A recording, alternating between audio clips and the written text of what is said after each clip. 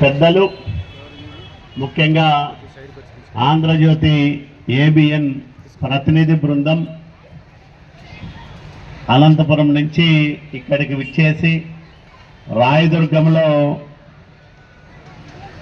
3, 5, 7, 9, 8, 6 వార్డుల సమస్యల పరిష్కారంలో తమ వంతు బాధ్యతను నిర్వర్తించడానికి ఈ కార్యక్రమాన్ని ఏర్పాటు చేశారు. ఆంధ్రజ్యోతి యాజమాన్యం రాష్ట్ర వ్యాప్తంగా ఇట్లాంటి కార్యక్రమాలు నిర్వహిస్తూ అధికారులను, ప్రజాప్రతినిధులను ఇందులో భాగస్వాములు చేస్తూ ప్రజలకు బాధ్యతగా ఆయా వ్యవస్థలు పనిచేసే విధంగా కృషి చేస్తూ ఉన్నారు. మీకు అందరికీ తెలుసు, ఏబిఎన్ రాధాకృష్ణ గారు అంటే ఎవరికి భయపడని వ్యక్తి. ఎన్ని కష్టాలు వచ్చినా ధైర్యంగా ఎదుర్కోవడంతో పాటు న్యాయాన్ని బతికించడానికి, ప్రజా సమస్యల్ని గట్టిగా ప్రభుత్వానికి వినిపించడానికి ఎప్పుడూ పోరాటం చేస్తూనే ఉంటారు. ప్రతిపక్షము, అధికార పక్షం అనుకోకుండా ఏ ప్రభుత్వం అధికారంలో ఉన్నా ఆ ప్రభుత్వానికి ప్రజల గొంతుకగా ప్రశ్నించే తత్వం ఉన్న సంస్థ. ఈ రాయదుర్గంలో ఈ కార్యక్రమం ఏర్పాటు చేయడం ద్వారా మీరు ఎదుర్కొంటున్న సమస్యల్ని మేము తెలుసుకోవడం, నిత్యము మీ దగ్గరికి వస్తూనే ఉన్నాం. ఆయా ప్రాంతాల్లో మీరు పడుతున్న బాధలు, ఎదుర్కొంటున్న ఇక్కట్లు ఇవన్నీ మాకు చెప్తానే ఉన్నారు. మీకందరికీ తెలుసు, 2014కు ముందు రాయదుర్గం, 14 తర్వాత రాయదుర్గం ఎట్లా ఉంది, ఏ రకమైన కార్యక్రమాలు చేస్తూ ఉన్నాం అనేది మీరందరూ ప్రత్యక్షంగా చూస్తూ ఉన్నారు. ప్రధాన రహదారిని విస్తరించడం అయితేనేమి, అట్లాగే రైల్వే వంతెనలు నిర్మాణానికి అప్పట్లో కృషి చేయడం, ఎక్కువ నిధులు తీసుకొచ్చి రాయదుర్గం పట్టణాన్ని అన్ని రంగాల్లో ముందుంచే ప్రయత్నాలు ముమ్మరంగా చేశాం. 5 ఏళ్ళు అభివృద్ధి ఆగిపోయింది. 2019-24 మధ్యలో నాకు తెలిసి ఒక 5-6 కోట్లు కూడా ఖర్చు పెట్టిండారు. మనం వచ్చిన తర్వాత ఇప్పటికే 10 కోట్ల పైన పనులు చేస్తూ ఉన్నాం. అనేక కార్యక్రమాలు జరుగుతూ ఉన్నాయి. రోడ్లు వేస్తూ ఉన్నాం, డ్రైన్లు నిర్మిస్తూ ఉన్నాం, తాగునీటి సౌకర్యాలు కల్పిస్తూ ఉన్నాం, మెరుగుపరుస్తూ ఉన్నాం. ఇట్లా అనేక కార్యక్రమాలు చేస్తూ ఉన్నాం. ఇప్పుడు మీరు చెప్పిన అంశాల్లో కొన్ని ఇప్పటికిప్పుడు తీర్చలేనివి. ఒక 2 అంగన్వాడీలు అడిగారు. ప్రశాంత్ వార్డులో చాలా సంవత్సరాలుగా నన్ను అడుగుతూ ఉన్నారు. నేను కూడా గిరిజన శాఖ మంత్రికి, అంటే ఐసిడిఎస్ చూసే స్త్రీ శిశు సంక్షేమ శాఖ మంత్రి గారికి చెప్పాను, ఇది కేంద్ర ప్రభుత్వ పథకం, కొత్తగా అంగన్వాడీలు ఇవ్వడం లేదు. ఇస్తే తప్పకుండా రాయదుర్గం పట్టణానికి చాలా అవసరం.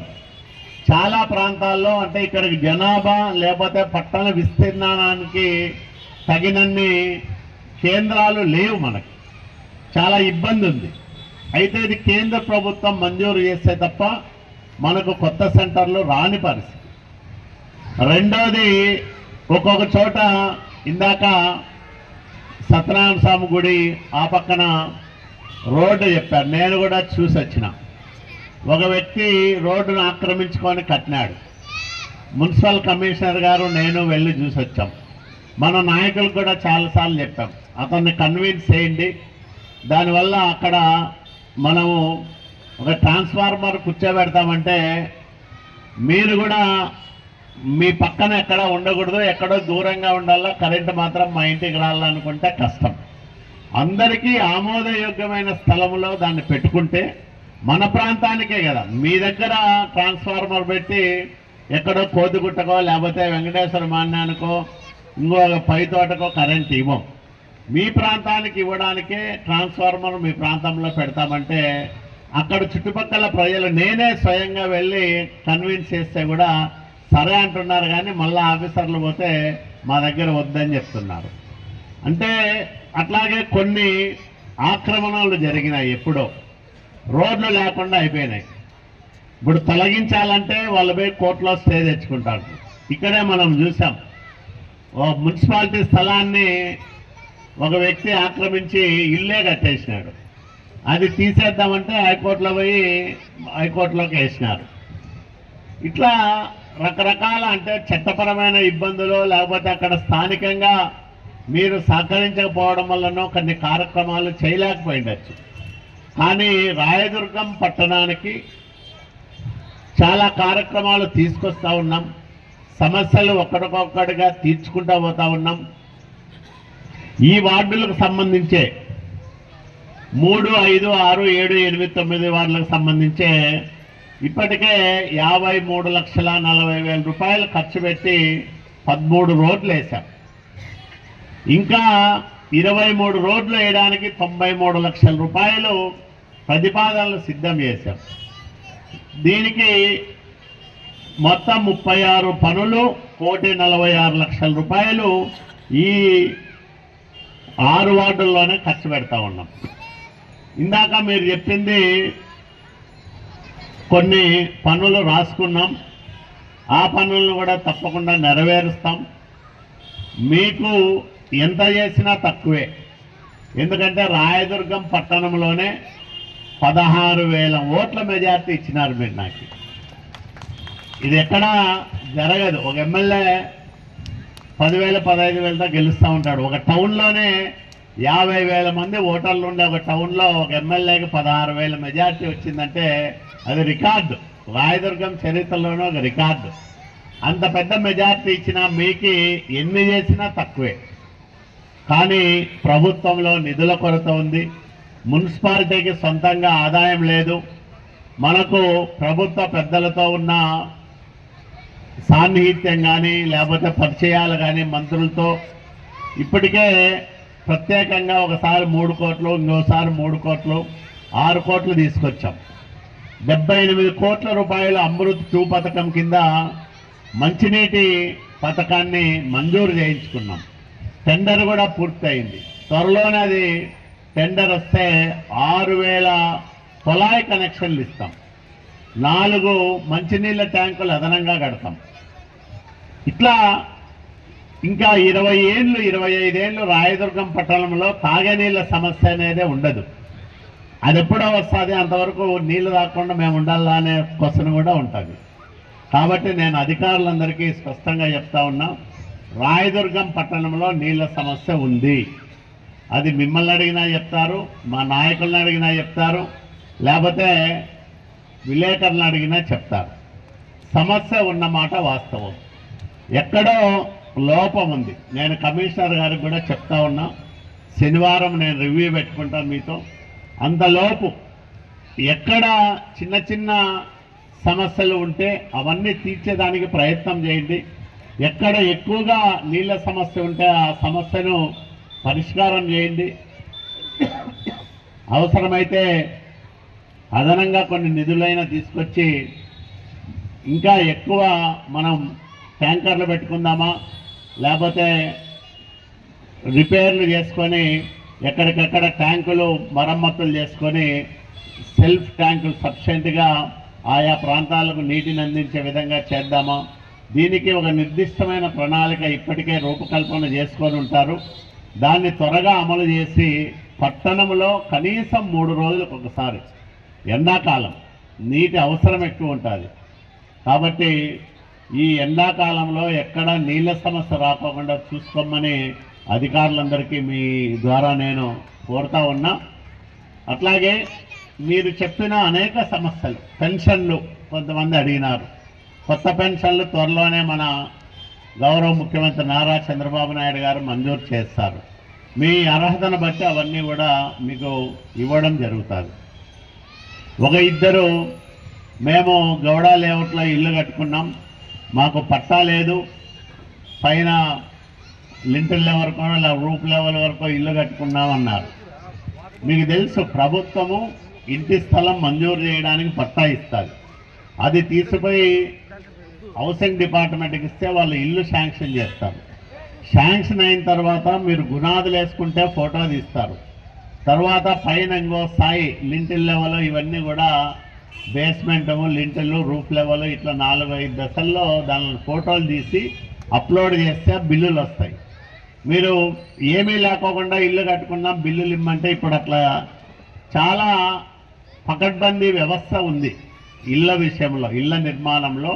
ఎందుకంటే మీకు తెలుసు ఈ ఉమ్మడి ఆంధ్రప్రదేశ్ రాష్ట్రంలో ఇందిరమ్మ ఇళ్ళ పేరుతో పెద్ద ఎత్తున అవినీతి జరిగి పేదల పేర్లు చెప్పి ఈ రోజుకు మనం గ్రామాల్లోకి పోతే కనీసం 50-60 మంది ఒక గ్రామానికి వెళ్తారు, మా పేరుతో ఇల్లు వచ్చింది, మాకు ఇల్లు రాలేదు, బిల్లులు తినేసినారు అని. అంత పెద్ద స్కామ్ జరిగింది. కాబట్టే ఇప్పుడు చాలా పకడ్బందీగా కార్యక్రమాన్ని అమలు చేస్తూ ఉన్నాం.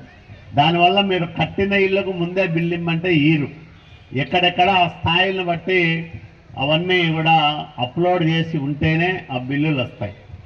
కాబట్టి దయచేసి మీరు ప్రభుత్వం విధానాలను కూడా అవగాహన చేసుకొని దానికి సంబంధించి కరెక్ట్గా మీరు అధికారులతోనూ మీ సచివాలయాల్లోనూ సంప్రదింపులు జరిపి దానికి ప్రభుత్వం ఇచ్చే రాయితీలను, ప్రభుత్వం ఇచ్చే ఆర్థిక సహకారాలను సద్వినియోగం చేసుకోవడానికి అవలంబించిన విధానాలను మీరు అవలంబిస్తేనే అవన్నీ కూడా సక్సెస్ అవుతాయి. ఇట్లాంటి కార్యక్రమాలు చేయడం ద్వారా ఆంధ్రజ్యోతి మరింత ప్రజలకు బాధ్యతగా పనిచేసే అవకాశం ఉంది. కాబట్టి ఆంధ్రజ్యోతి యాజమాన్యాన్ని మనస్ఫూర్తిగా అభినందిస్తూ మీరు ఇచ్చిన ఈ అవకాశంతో ప్రజల నుంచి వచ్చిన విజ్ఞప్తులను చాలా బాధ్యతగా నేను కానీ, అధికారులు కానీ, మా నాయకులు కానీ నెరవేర్చేదానికి చిత్తశుద్ధితో పనిచేస్తామని మీ అందరికీ మాట ఇస్తా ఉన్నా. ఎన్ని పరిష్కారం చేయగల సమస్యలుంటే వాటన్నిటినీ వచ్చే 3-4 నెలల్లోనే 100 రోజులు టైం ఇవ్వండి మాకి. 100 రోజులకి మళ్ళా మీకు action report, ATR action taken report submit చేస్తాం. ఇప్పుడు ఆ 100 రోజుల తర్వాత మళ్ళా మీరు వచ్చి అవన్నీ చూసుకోవచ్చు. ఇక్కడ వ్యక్తం చేసిన సమస్యలు, అట్లాగే ఇక్కడ మీ ద్వారా మా దృష్టికి తీసుకొచ్చిన సమస్యల్లో ఎన్ని పరిష్కారమైనాయి, ఎన్ని ఏ దశలో ఉన్నాయని కూడా ప్రత్యక్షంగా ఆంధ్రజ్యోతి ఏబిఎన్ ప్రతినిధులందరికీ కూడా చూపించే ఏర్పాట్లు కూడా చేస్తామని మనవి చేసుకుంటూ, ఇప్పుడు మనకు మరో 3 కోట్ల రూపాయలు డబ్బులు వచ్చేటి ఉన్నాయి. వాటిలో మీరు చెప్పిన సమస్యలన్నింటినీ కూడా సాధ్యమైనంత వరకు తీర్చేదానికి ప్రయత్నం చేస్తాం. ఆ రకంగా ప్రతిపాదనలు రూపకల్పన చేసి మున్సిపాలిటీ ద్వారా ఈ పనులన్నీ కూడా అయ్యేదానికి మేము పని చేస్తామని మనవి చేస్తూ ఉన్నాం. ఎందుకంటే ఇప్పుడు మనకేం అడ్డం లేదు కదా, అంతా వాళ్ళంతా వెళ్ళిపోయినారు కదా, అడ్డం వచ్చేవాళ్ళు, అభివృద్ధికి అడ్డం వచ్చే వాళ్ళంతా వెళ్ళిపోయినారు. కాబట్టి ఇప్పుడు మనకేం అడ్డం లేదు, అభివృద్ధికి అడ్డంకులు లేవు, అభివృద్ధికి హద్దులు లేవు. మీ కోరికలన్నీ నెరవేర్చడానికి చిత్తశుద్ధితో నారా చంద్రబాబు నాయుడు గారి ఆశీస్సులతో పని చేస్తామని మరొకసారి మీ అందరికీ మాట ఇస్తూ, ఇంత మంచి కార్యక్రమంలో మీరందరూ పాల్గొని ఎర్రటి ఎండ మరి అందరూ కూడా వచ్చారు. అక్కా చెల్లెళ్ళు పెద్ద సంఖ్యలో వచ్చినారు. మీ అందరికీ చేతులెత్తి నమస్కారం చేస్తున్న తల్లి. మీ అందరి ఆశీస్సులతోనే చంద్రబాబు నాయుడు సారు దేశంలో ఏ రాష్ట్రము పుట్టినప్పటి నుంచి కూడా ఇంత పెద్ద సంఖ్యలో సీట్లు ఇచ్చింటారు. అవునా కాదా?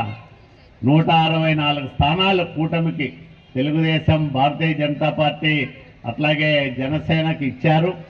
ముగ్గురు కూడా ప్రధానమంత్రి నరేంద్ర మోడీ గారి ఆశీస్సులు, చంద్రబాబు నాయుడు గారి పరిపాలన అనుభవం, పవన్ కళ్యాణ్ గారి నిజాయితీ పట్టుదల, నారా లోకేష్ బాబు గారి స్పీడు, ఇవన్నీ కలిసి ఈ రాష్ట్రంలో ఈ కార్యక్రమాలన్నీ కూడా ముందుకు తీసుకుపోతా ఉన్నాం.